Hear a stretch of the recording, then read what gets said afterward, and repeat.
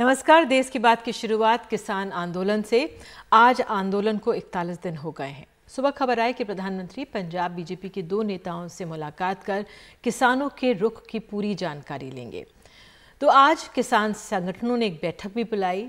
कल सरकार के साथ 7वें दौर की बातचीत कारगर साबित नहीं हुई थी और आज आपको बता दें, टीकरी बॉर्डर पर महिला किसान ट्रैक्टर चलाकर पहुंची हैं। 26 जनवरी को ट्रैक्टर परेड की चेतावनी दी है। वहीं हरियाणा की जींद में महिलाएं ट्रैक्टर लेकर नेशनल हाईवे पर उतरी हैं। उनका कहना है कि 26 जनवरी को दिल्ली में की जाने वाली परेड की तैयारी है। तो किसानों की बैठक में आज क्या निकल कर आया है, कई घंटे चली है बैठक, आगे की राह पर क्या चर्चा हुई, आइए आगे बढ़ते।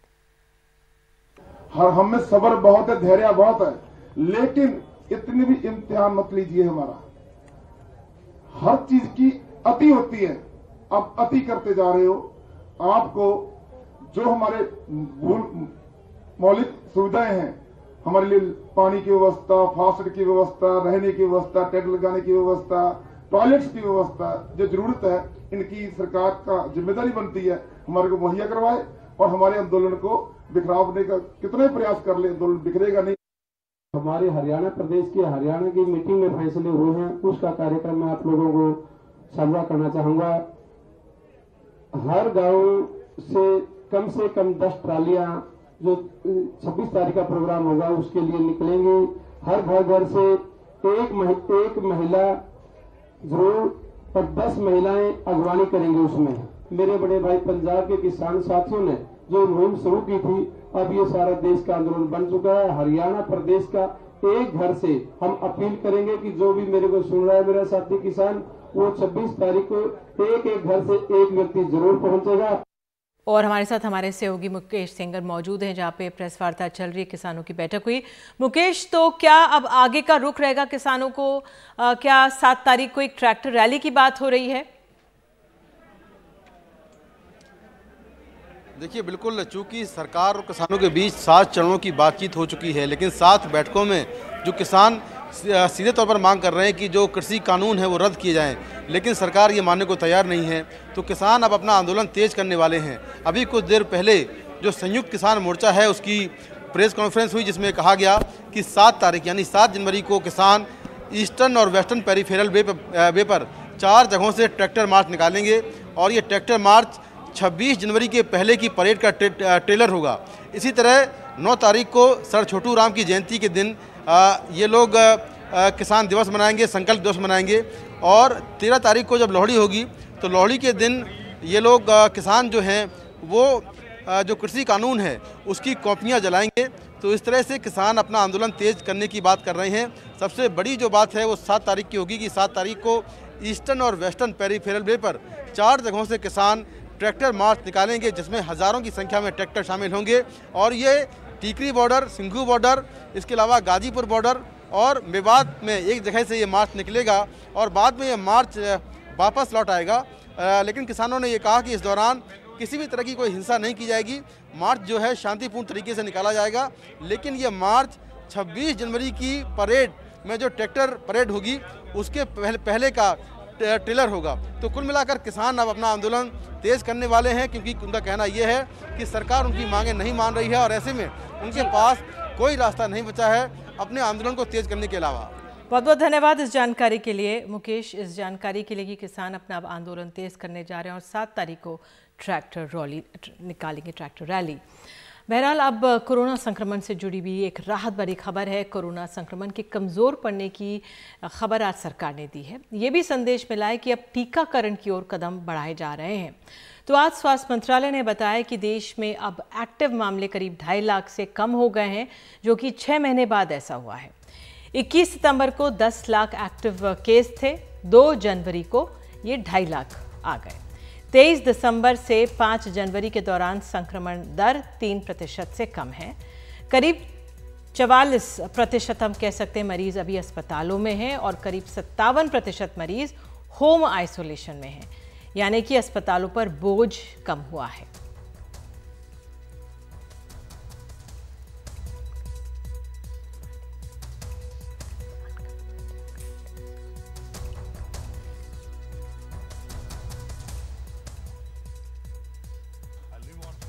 एक जो बड़ी महत्वपूर्ण बात है जो हम पहली बार आपसे शेयर कर रहे हैं, हालांकि इसको हम लगातार मॉनिटर करते थे, वो ये है कि हालांकि हमारे पास 2.5 लाख से कम एक्टिव केसेस हैं, 2.32 लाख टू बी प्रिसाइज, इनमें से केवल 44% मामले ऐसे हैं जो अस्पतालों में हैं, यानी जो मॉडरेट या सीवियर सिम्टम से ग्रसित हैं, and that is why they need regular medical care. But 56% cases are those which are very mild or asymptomatic cases and are in home isolation. तो अब वैक्सीन देने की प्रक्रिया पर विस्तार से आज बताया गया। देश में 41 बड़े वैक्सीन स्टोर हैं। कोविन ऐप के जरिए यूनिक हेल्थ आईडी जनरेट कर सकते हैं जिनको वैक्सीन लेना है। वैक्सीन लगवाकर एक QR कोड सर्टिफिकेट भी मिलेगा। तो स्वास्थ्य कर्मचारियों को ऐसा करने की ज़रूरत नहीं होगी। स्वास्थ्य मंत्रालय के अनुसार वैक्सीन के इमरजेंसी यूज़ ऑथराइजेशन मिलने के 10 दिन के भीतर ही वैक्सीन लगाना शुरू कर सकते हैं। हमने बनाया भारत में है, लेकिन ये विश्व के लिए है, ये एक पब्लिक हेल्थ गुड है। तो जो देश भी इसको इस्तेमाल करना चाहेंगे, भारत सरकार प्रोएक्टिवली उनकी मदद करेगी इसके उपयोग में। जैसा मैंने आपको बताया, इसमें सेशन एलोकेशन हो सकता है, आधार ऑथेंटिकेशन हो सकता है, और इसमें यूनिक हेल्थ आईडी का क्रिएशन हो सकता है, AEFI की रिपोर्टिंग हो सकती है। 12 भाषाओं में ये आपके फ़ोन पर SMS भेजने की सुविधा रखता है। QR कोड आधारित वैक्सीनेशन सर्टिफिकेट ये जनरेट करेगा और आपको भेजेगा यदि आपने दोनों डोजेज लगवा ली हों। डिजी लॉकर में आप अपना डिजिटल सर्टिफिकेट रख सकें वैक्सीनेशन का, उसकी सुविधा है। उसके लिए इसका इंटीग्रेशन, यानी डिजी लॉकर एक अलग सुविधा है और कोविन एक अलग सुविधा है, तो दोनों में एक संपर्क हो, वो हमने इंटीग्रेशन का काम भी किया है। और इस पर अधिक जानकारी के लिए हमारे साथ हमारे सहयोगी शरद शर्मा मौजूद हैं। तो शरद, राहत भरी खबर यह है कि कोरोना का जो संक्रमण है वो कम होता जा रहा है और साथ ही वैक्सीन की तैयारी अब आगे बढ़ रही है। कुल मिलाकर आज क्या संकेत मिला, कितने आश्वस्त हुए आप इस प्रेस कॉन्फ्रेंस से?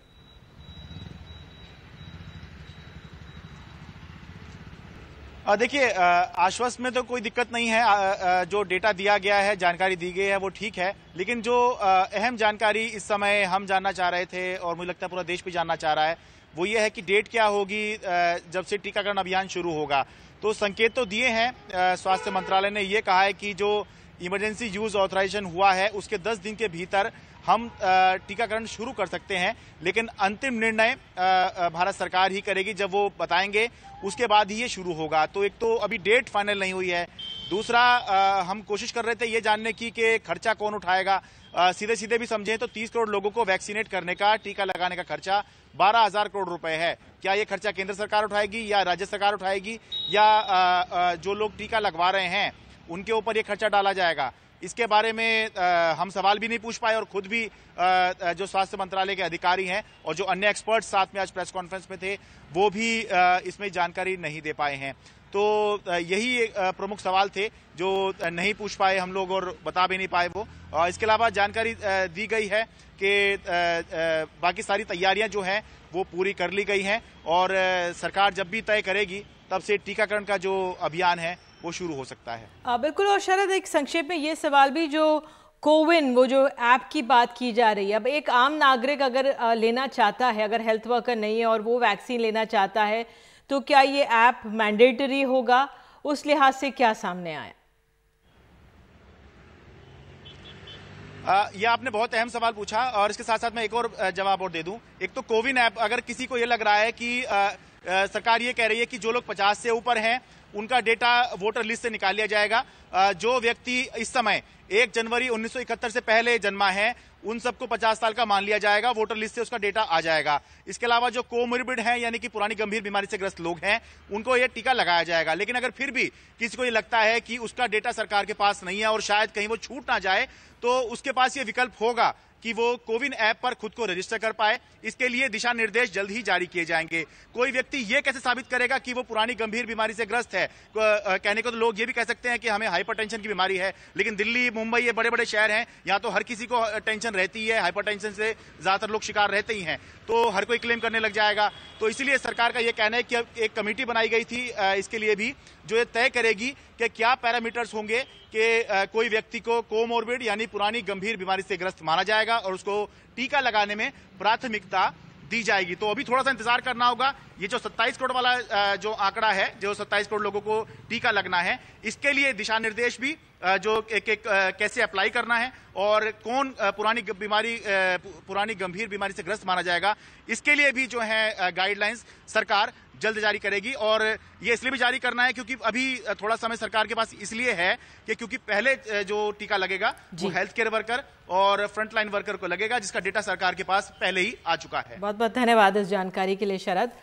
और अब जो वैक्सीन 2 हैं उनको लेकर एक स्पष्टीकरण आया है। सीरम इंस्टीट्यूट ऑफ इंडिया की कोविशील्ड और भारत बायोटेक की कोवैक्सीन में कौन सा वैक्सीन बेहतर हो, इस होड़ में दोनों की तरफ से साझा स्पष्टीकरण आज दिया गया है। इसमें कहा गया है कि कोविड-19 वैक्सीन सहजता से सुलभ हो, हम इसके लिए साझा तौर पर कटिबद्ध हैं। भारत और दुनिया भर में लोगों की जान और आजीविका बचाना ज़्यादा अहम है। ध्यान अब वैक्सीन बनाने और उसे सब तक पहुंचाने पर है। वैक्सीन सबको मिले, ये देश और दुनिया के प्रति हमारा फर्ज है। हमारी कंपनियां योजना के मुताबिक ही अपनी वैक्सीन के विकास पर काम करती रहेंगी। देश और लोगों के लिए वैक्सीन की अहमियत का हमें पूरा एहसास है। दुनिया भर में कोविड-19 वैक्सीन मुहैया कराने की हम साझा शपथ लेते हैं।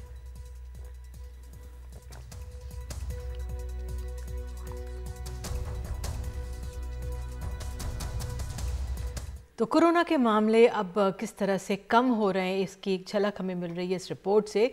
दिल्ली में कोरोना का प्रकोप कम होता दिख रहा है और इसी का नतीजा है कि लोकनायक जयप्रकाश नारायण अस्पताल में 9 महीने बाद जनरल ओपीडी शुरू हो गई है। इसे देश के सबसे बड़े कोविड अस्पताल में बदल दिया गया था, लेकिन अब अस्पताल में दूसरी बीमारियों का इलाज फिर से शुरू हो गया है। मार्च के बाद पहली बार दिल्ली के एलएनजेपी अस्पताल में डॉक्टर कोरोना से अलग मरीजों को देख रहे हैं। बीच में 9 महीने यहां ओपीडी बंद रही। कहां से आए हैं आप? क्या नाम है आपका? मैं इधर यूपी से आया हूं जी। यूपी में कहां से? क्या नाम है आपका? वेदपुरा। ज्ञानेंद्र जी। वेदपुरा मतलब कहां से? उत्तर प्रदेश, ग्रेटर नोएडा। अच्छा, ग्रेटर नोएडा में। तो क्या समस्या है जी आपके साथ? मुझे दर्द था सीने में। अच्छा, सारे शरीर में दर्द था। अच्छा, तो आपने अभी दिखा दिया है? दिखाना? हाँ, दिखा दिया, दवाई भी मिल गई। अच्छा, वो शुगर है, बीपी है जी। अच्छा, हाँ तो पिछली बार कब दिखाया था आपने यहाँ? फरवरी में। अच्छा, फरवरी के बाद अब दिखाया है। तो इस बीच में आपने क्या किया? 3 महीने की रिन्यू कर दी थी दवाइयाँ। अच्छा, दवाइयाँ वही जो थी वही रिन्यू हो गई? बस। अच्छा, बस। लेकिन कोई डॉक्टर देख नहीं पा रहा होगा फिर? 3 महीने बाद दिखाना था ना फिर मेरे को। अच्छा अच्छा। हालांकि अस्पताल में सावधानी बरती जा रही है। आने वाले मरीजों का पहले रैपिड एंटीजन टेस्ट हो रहा है। 2 गज की दूरी का भी इंतजाम है। कोरोना काल से पहले रोजाना 8 से 9 हजार मरीज ओपीडी में आते थे। दोबारा शुरू होने पर 2 दिन में 90 आए हैं।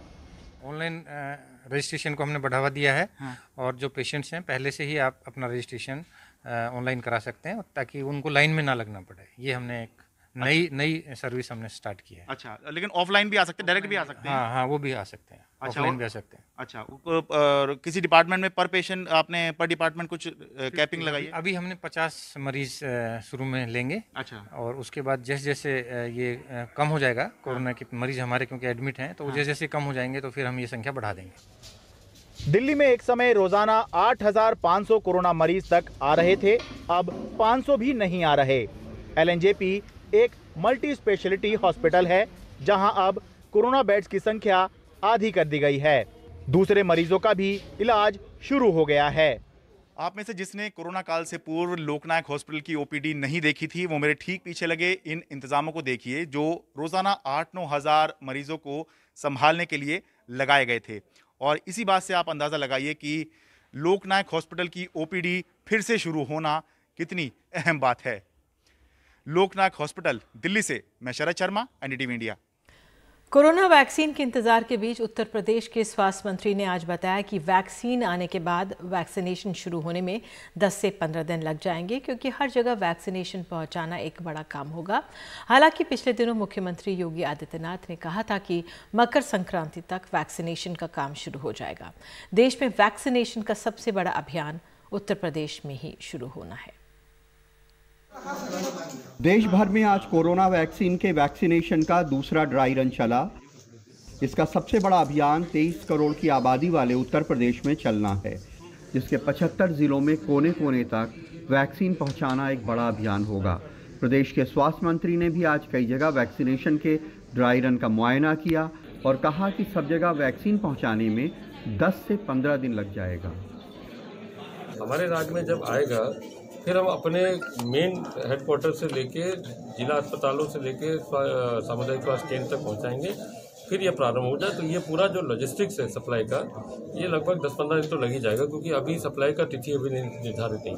यूपी के सीएम योगी आदित्यनाथ ने आज लखनऊ में Ram Manohar Lohia institute of medical sciences का दौरा कर वैक्सीनेशन की तैयारियों का जायजा लिया। उन्होंने हाल ही में उम्मीद जताई थी कि मकर संक्रांति तक वैक्सीन आ जाएगी। हम विश्वास के साथ कह सकते हैं कि मकर संक्रांति के आसपास हम लोग वैक्सीन लेकर के, प्रदेश की जनता के लिए वैक्सीन लेकर के भी हम प्रदेश के अंदर और देश के अंदर इस कार्यक्रम को आगे बढ़ा करके इस सदी की सबसे बड़ी महामारी को परास्त करने में सफल होंगे। यूपी के 75 जिलों में आज ड्राई रन हुए। ड्राई रन से ये अंदाज लगाने की कोशिश हो रही है कि इतने बड़े अभियान में अगर कोई अड़चने हैं तो उन्हें पहले से दूर कर लिया जाए। कुल मिलाकर इस पूरी एक्सरसाइज का मतलब ये है कि हम जो आगे आने वाले समय में जो वैक्सीनेशन का प्रोग्राम है उसको लेकर प्रॉपर वे में अलर्ट रहें और प्रिपेयर्डनेस को चेक करने के लिए आज का ये कार्यक्रम किया गया। कोरोना की करीब 10 महीने की दहशत और खौफ के बाद ये वैक्सीन एक उम्मीद की किरण बन के आई है, लेकिन ये ड्राई रन एक ऐसे वक्त में हो रहा है जब कोरोना का एक नया वायरस खौफ बन के सामने आया है। उसमें ये वैक्सीन काम करेगी या नहीं, अभी यह पूरी तरह तय भी नहीं है। अलीगढ़ में अदनान, बाराबंकी में सरफराज और गोरखपुर में सलीम के साथ कमाल खान, एनडीटीवी इंडिया।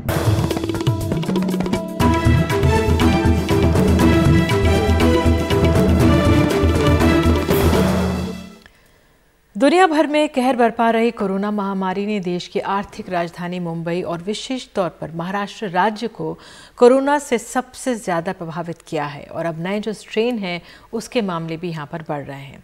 इस बीच वैक्सीन अभियान की तैयारी तेज़ी से जारी है।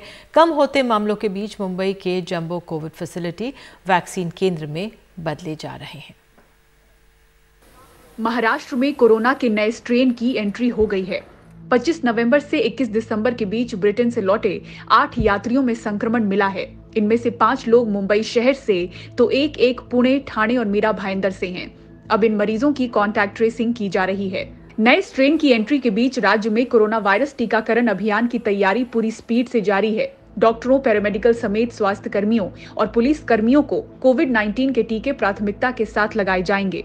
टीकाकरण के दूसरे चरण में प्राथमिकता 60 वर्ष से अधिक उम्र के लोगों और दूसरी बीमारियों से जूझ रहे बुजुर्गों को दी जाएगी। राज्य सरकार ने 18,000 वैक्सीनेटर्स को ट्रेन किया है और इस साल अगस्त तक 3 चरणों में 3 करोड़ से अधिक लोगों को टीकाकरण के लिए 4,200 केंद्र और 3,145 कोल्ड चेन सिस्टम स्थापित किए हैं। मुंबई शहर के जंबो कोविड फैसिलिटीज को वैक्सीन केंद्र में बदला जाएगा। एक साथ 50,000 व्यक्तियों को हम वैक्सीन दे पाएं, ऐसी हमने व्यवस्था की है। इसके लिए म्युनिसिपल कॉर्पोरेशन के जो अस्पताल है, जो मेटर्निटी सेंटर है या डिस्पेंसरी यूनिट है, उसके साथ ही हमने जंबो सेंटर को भी ऐड किया है। जंबो सेंटर में ऐड करने के लिए वहां के जो पॉजिटिव पेशेंट है, इनके संपर्क में वो वैक्सीन लेने वाला व्यक्ति न आए, ऐसा हमने प्रयास किया है। और जो सेंटर अभी इस्तेमाल में नहीं आ रहे हैं, हमारी पेशेंट की संख्या कम होने की वजह से वो सेंटर हमने इस्तेमाल कर रहे हैं। इसमें हम 15 यूनिट बनाएंगे। इसका जो स्टाफ रहेगा वो अलग से रहेगा, उसकी एंट्री और एग्जिट भी अलग से रहेगी। बीकेसी कोविड जंबो फैसिलिटी को सबसे बड़ा वैक्सीन केंद्र बनाने की तैयारी है। कल ही हमको आया है कि बीकेसी का जो सेंटर है वहाँ कम से कम 15 यूनिट्स वैक्सीनेशन शुरू हो रहे, जो मेरे हिसाब से मुंबई में सबसे ज़्यादा है कोई एक सेंटर में, और वो 2 शिफ्ट में चलाने का हमको बोला है हमारे एएमसी सर और एमसी सर ने, और हो सकता है उसके बाद ज़रूरत पड़े तो हम 24 घंटा भी चला लेंगे। इधर Maharashtra Covid task force vaccine को लेकर लोगों में डर और शक खत्म करने की कोशिश कर रही है। तो इसकी जो ड्राई रन है वो पुख्ता तरीके से 3 दिन पहले हो गई है और ऐसा लगता है कि ये अच्छे से पूरी तरह से पार हो पाएगी। डॉक्टर्स की जो है मोटिवेशन काफी अच्छी है वैक्सीन लेने में, और यही मैं कहना चाहूंगा जनता से कि वैक्सीन से डरिए मत। वैक्सीन एकमात्र चीज है जो कि इस वक्त ऐसा लग रहा है कि मास्क, सोशल डिस्टेंसिंग और सैनिटाइजेशन के बाद वैक्सीन जो है हमको इस कोरोना महामारी की बीमारी से दूर होने में मदद करेगी। इधर बीजेपी विधायक और प्रवक्ता राम कदम ने महाराष्ट्र के मुख्यमंत्री उद्धव ठाकरे को पत्र लिखकर कोरोना संकट काल के समय सरकार की खामियां गिनाते हुए पत्र में मुख्यमंत्री से नागरिकों को कोरोना वैक्सीन मुफ्त में देने की मांग की है। मुंबई से पूजा भारद्वाज की रिपोर्ट, एनडीटीवी इंडिया के लिए। और आपको बता दें, देश में पहली बार गायों के वैज्ञानिक महत्व पर एक राष्ट्रीय परीक्षा आयोजित की जाएगी। राष्ट्रीय कामधेनु आयोग के अध्यक्ष वल्लभ भाई कठेरिया ने एनडीटीवी से कहा है कि हम गायों के वैज्ञानिक महत्व का प्रचार प्रसार करना चाहते हैं।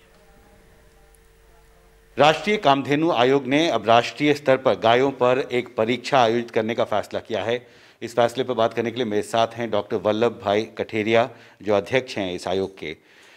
पहला बात यह है कि इसके पीछे सोच क्या है? क्या ये पहली बार देश में गायों के बारे में कोई एग्जाम होगा राष्ट्रीय स्तर पर? जी नमस्ते। बात सही है कि राष्ट्रीय कामधेनु आयोग परम आदरणीय प्रधानमंत्री श्री नरेंद्र भाई मोदी जी ने 2019 में स्थापना की।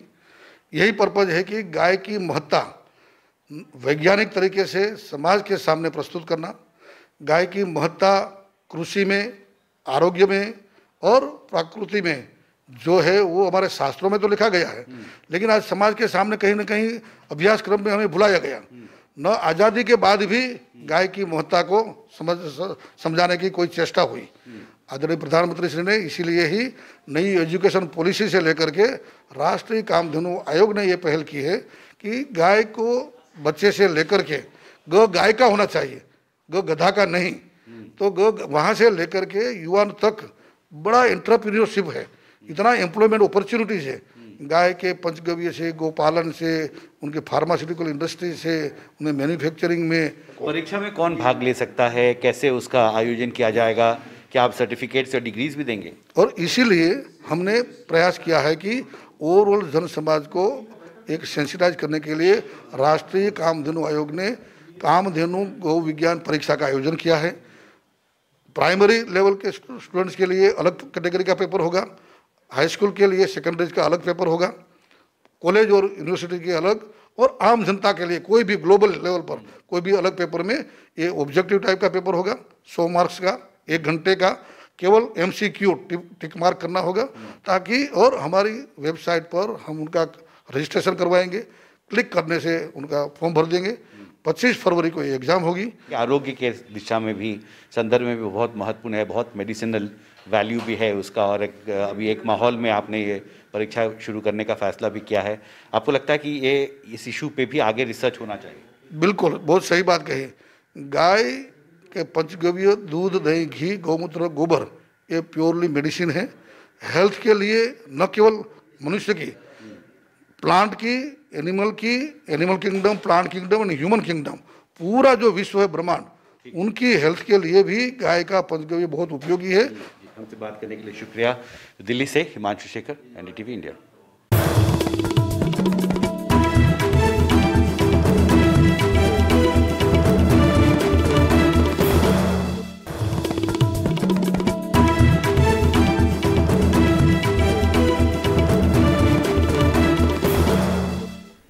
मुरादनगर शमशान हादसे के अभियुक्तों के खिलाफ मुख्यमंत्री योगी आदित्यनाथ ने NSA के तहत भी कार्रवाई करने के आदेश दिए हैं। पीड़ितों के लिए मुआवजा बढ़ाकर 10 लाख रुपए कर दिया गया है।